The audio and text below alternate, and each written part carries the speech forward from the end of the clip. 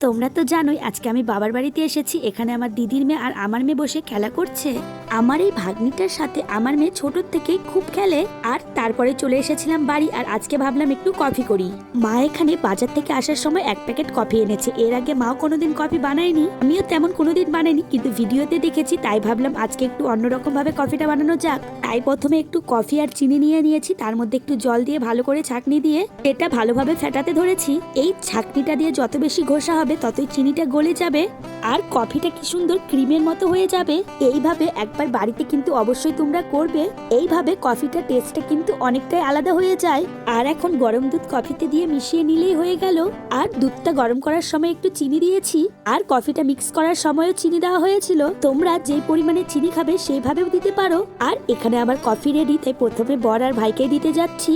আর ওরা জানো তো কফি খেয়ে বেশ ভালোই বলেছে। আজ জীবনে প্রথমবার কফি বানিয়েছি, কফিটা কিন্তু বেশ ভালো হয়েছে। আর বাবার বাড়িতে এসেছি, শুধু কফি খেলে হবে? মা তো কত রকমের পিঠে খেতে দিয়েছে। এখন আমি খাচ্ছি রসবড়া, সেটাও আবার মা পাউরুটি দিয়ে বানিয়েছে।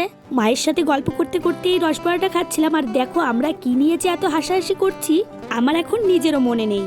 তারপরে মা হাতে একটা কেক ধরিয়ে দিল। এখন ভাবলাম কেকটাও একটু খাই। আর এই কেকটা আমার ভাস্তার জন্মদিনের কেক। চলো বন্ধুরা, আজ তাহলে আসি, পরে ভিডিওতে আবার দেখা হচ্ছে। Good night.